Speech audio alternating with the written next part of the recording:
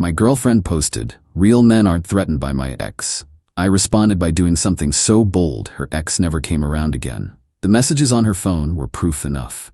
Original post: I, 28 male, had been dating Mira, 25, for about 8 months. Everything seemed good until her ex, Donovan, 27, started showing up everywhere. It started small. He'd randomly be at the coffee shop where we had our Sunday morning dates. Then at her gym. Then at her friend group's happy hours. Always super friendly, always acting surprised to see us. "Such a coincidence," he'd say, then spend 20 minutes catching up with Mira while I stood there like furniture. When I mentioned it felt weird, Mira laughed it off. "Don't be insecure. We dated for 3 years, we share friends, it's a small world." But then came game night at her apartment. I show up and Donovan's already there, sitting in what had become my spot on the couch, helping set up the board game. "Oh, did I forget to mention Donovan was coming?" Mira said. "He's part of the regular crew." Regular crew? This was my 3rd game night. He'd never been to the others. That night, he kept making inside jokes with Mira. References to trips they took, restaurants they loved, shows they binged together. Every story started with, "Remember when we..." I pulled Mira aside. "This is uncomfortable." "Why? Because I have a past?" "Because your past is very present." "Wow. I didn't know you were so threatened by Donovan." "I'm not threatened. I'm annoyed. There's a difference." She rolled her eyes. "Real men aren't intimidated by exes. If you can't handle that, I'm friends with someone I dated. Maybe you're not mature enough for an adult relationship."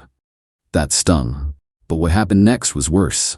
The next day, she posted on Instagram, "Ladies, find you a man who isn't threatened by your friendships. Real men understand that exes can be friends without drama. Emotional maturity is sexy. Jealousy isn't." The comments were brutal. Her friends piling on about toxic masculinity and controlling behavior. Donovan himself commented, "Preach. Glad we can show people what healthy post-relationship friendship looks like." I didn't respond, didn't engage, just screenshotted everything and went about my week. Friday rolls around. Mira texts me about dinner plans. I respond normally, confirm the time and place. Then I do something she doesn't expect. I text Donovan. "Hey man, saw you're cool with hanging with Mira and me. I actually need some advice about her birthday gift. You dated her for 3 years, figured you'd know what she likes. Free for coffee tomorrow?" He responds immediately. "Haha, yeah bro, I got you. Know all her favorites. How about 10 a.m. at that place on 5th? Perfect. See you there." I show Mira the exchange. "See, I'm being mature, asking her ex for gift advice. That's what secure men do, right?" She looked confused. "You texted Donovan?" "Yeah, you're right. I was being immature. He knows you so well. Why wouldn't I use that resource? I guess that makes sense." Saturday morning I meet Donovan. He shows up cocky, ready to flex his superior Mira knowledge. "So birthday gift," he starts. "She loves experiences over things. Concert tickets, wine tastings, stuff like that." "Good to know. Hey, while I have you here, need some other advice." "Shoot." "She's been kind of distant lately. Physically. Is that normal for her?" His eyes light up. "Oh yeah, she goes through phases. When she's stressed about work, she shuts down. Just give her space." "Space, got it. What about the phone thing?" "Phone thing? She's super protective of it lately. Takes it to the bathroom, sleeps with it under her pillow." He shifts in his seat. "That's new." "Really? Thought that might be standard Mira behavior. You'd know better than me." "Yeah, no, she wasn't like that with me." I lean in, all concerned boyfriend. "Between us guys, you don't think she's seeing someone else?" He actually laughs. "Mira? Nah, she's not the cheating type, though." He pauses. "What?" "Nothing, just, she has been texting me a lot lately. Late at night, but it's all innocent stuff." "Oh yeah, like what?" He pulls out his phone, starts scrolling. "Just venting about work, asking advice about her family drama. Sometimes she sends memes." He's showing me the texts. I'm reading them upside down, but I can see enough. 11 p.m., 1 a.m., 2:30 a.m. Conversations that go on for hours. "Wow, she really relies on you," I say. "Must be nice having that connection still." "Yeah, we just get each other, you know? Some bonds don't break." "Totally. Hey, can I ask you something else?" "Sure. Why'd you guys break up?" He looks uncomfortable now. "Just grew apart, different life goals." "She told me you cheated." His face goes red. It was complicated." "With her roommate, right?" Look, that was a mistake, ancient history. But you're working on getting her back? What? No, we're just friends. Really? Because these late-night text sessions seem like more than friend behavior. He gets defensive. She reaches out to me. I'm just being supportive. Supportive, right? And showing up everywhere we go. Coincidence? Every Sunday at the same coffee shop? I like their lattes. I smile. Donovan, I'm gonna be straight with you. I don't think you're over her, and I think you're hoping if you hang around long enough, she'll take you back. That's not. And honestly, based on these texts, you might be right. She's clearly not over you either. His eyes widen. You think? Look at these messages, man. She's texting you more than me, sharing stuff she doesn't tell me, using you as emotional support. That's not just friends. I mean, I have wondered. Tell you what? I'm gonna bow out. If she wants you back, I'm not gonna stand in the way. Wait, what? I'm serious. You two have history, connection. Who am I to interfere with that? You're breaking up with her? I'm gonna have a conversation with her. See where her head's really at. If she wants you, she should be with you. I don't do competition. He's actually excited now. Bro, that's really mature of you. Just being realistic. But hey, do me a favor? Those late-night texts, maybe screenshot them for me? I want to approach this with facts, not feelings. I don't know. Come on, you'd be doing me a solid. Help me understand what I'm dealing with. He thinks for a second, then starts forwarding screenshots. Text after text. Mira complaining about me. Saying she misses what she and Donovan had. Calling me nice but boring, saying Donovan just gets her in ways I don't. Thanks, man. This helps. We part ways. He's practically floating, thinking he's about to get his ex back. I go straight to Mira's place. She's all smiles until she sees my face. We need to talk. About? I pull up the screenshots. Your late-night conversations with Donovan. Her face goes pale. How did you? He showed me. Thought he was helping me understand you better. You tricked him? I asked for gift advice. He volunteered the rest. Interesting reading, though. Especially the parts where you tell him you miss your relationship. That's taken out of context. What context makes I miss us okay to send to your ex at 2 a.m.? We were just talking about old times. While calling me boring, I was venting, friends vent, to their exes about their current boyfriends at 2 a.m.? She's scrambling now. This is exactly why I didn't tell you. You're being jealous and controlling. No, I'm being done. What? You want to play games? Play them with Donovan. I'm out. You're breaking up with me over texts? I'm breaking up with you over dishonesty. The texts just prove it. This is insane. We were just talking. Cool. Now you can talk all you want. I won't be in the way. I turned to leave. She grabbed my arm. Wait, what did you tell Donovan? That I was backing off. That you two clearly have unfinished business.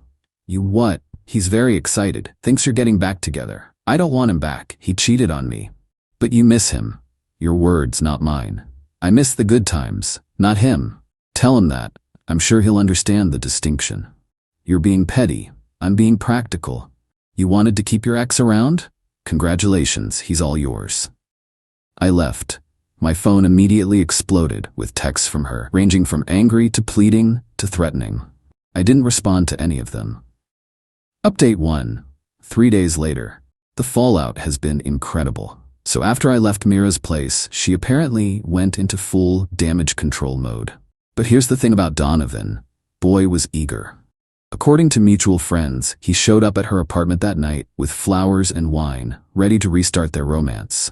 Mira freaked out, tried to explain she didn't want him back, but Donovan had screenshots of his own.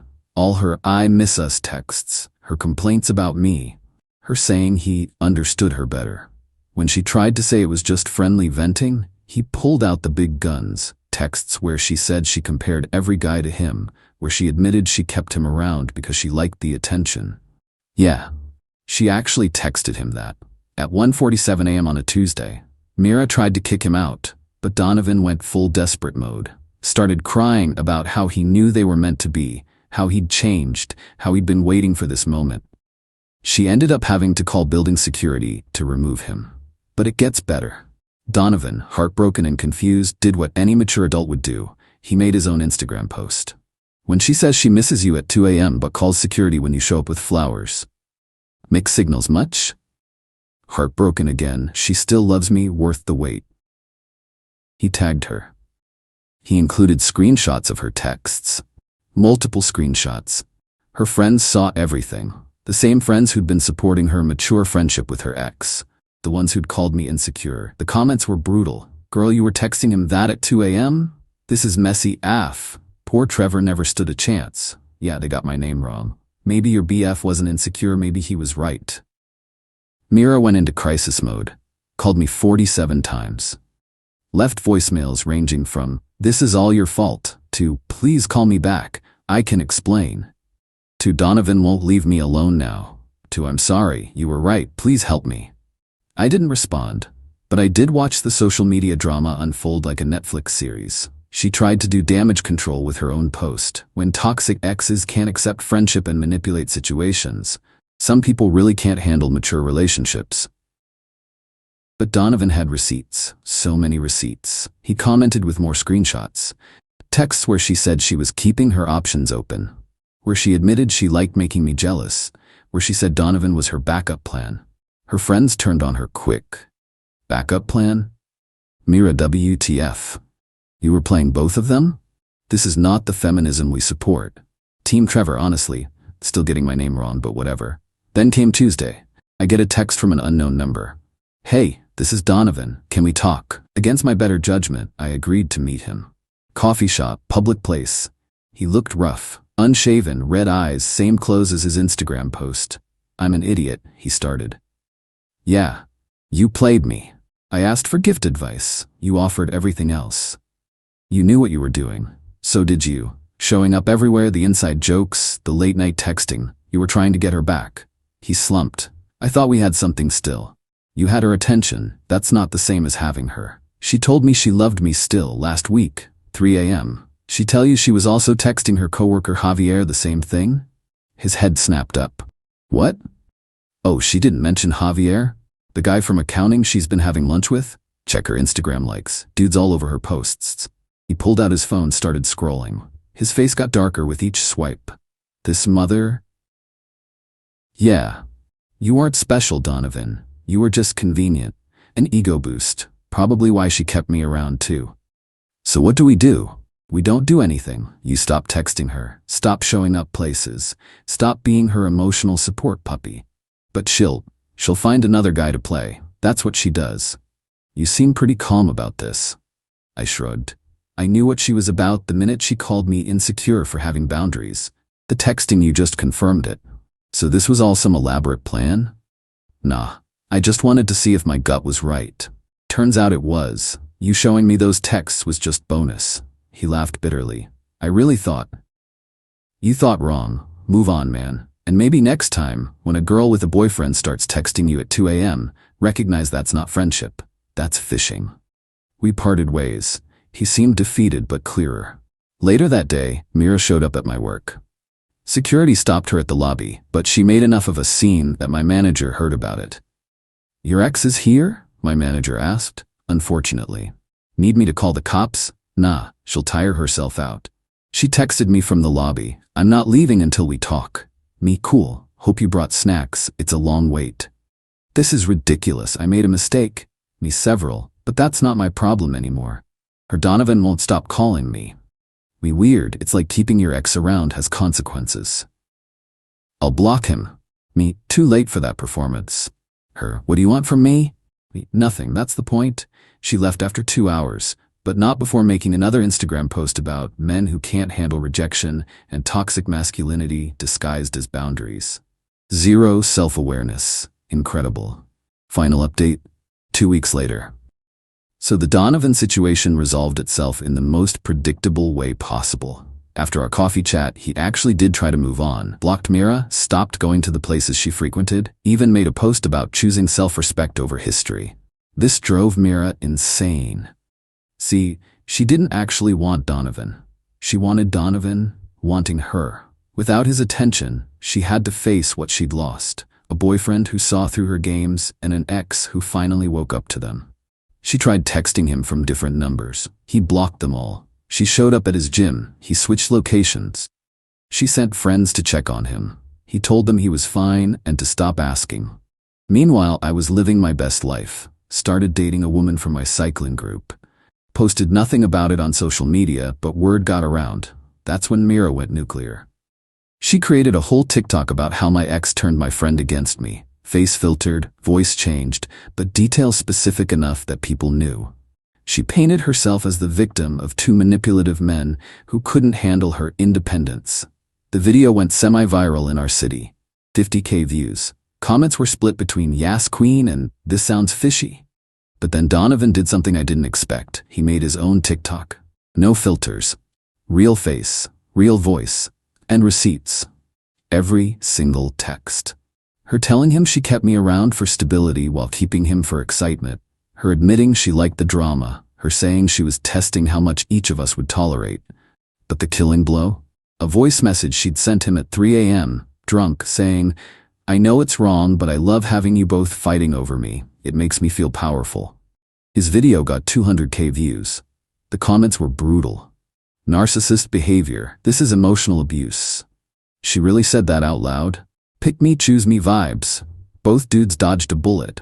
Mira tried damage control. Made another video calling it revenge porn. It wasn't just texts and voice messages. Claimed the audio was AI generated. People could tell it wasn't. Said both of us were coordinating to destroy her. We hadn't spoken since coffee. But the internet had decided. She became a meme in our city. The "I need two men fighting over me" girl. Someone made a remix of her voice message. It was playing at clubs. She had to private all her social media. Mutual friends said she was considering moving cities. Last week I ran into her at a grocery store. She looked tired, older somehow. "Enjoying this?" she asked. "I'm buying groceries." "You destroyed my life." You posted the first video, Donovan posted the response. "I'm just shopping for pasta." You planned all this. I planned to find out if my girlfriend was playing games. Everything else was you and Donovan making choices. I loved you. You loved the attention. That's not fair. Neither was keeping your ex's backup while calling me insecure. She started crying, right there by the organic vegetables. I felt nothing. Not satisfaction, not pity, just nothing. "For what it's worth," I said, "maybe use this as a learning experience. Real relationships don't need backup plans." I walked away. Haven't seen her since. Donovan messaged me last week. "Just thanks, bro. Needed that wake-up call." I didn't respond. We're not friends. We were just two guys being played by the same person. Now we're free. The woman I'm dating now? She has exactly 0 exes in her life. Not because I demanded it. Because she has boundaries. Funny how that works. Oh, and Mira's latest Instagram post I checked from a fake account? Sue me? Taking a social media break to focus on healing and growth. Sometimes the universe removes people to protect you. The lack of accountability is almost impressive. But hey, at least Donovan never came around again. Mission accomplished.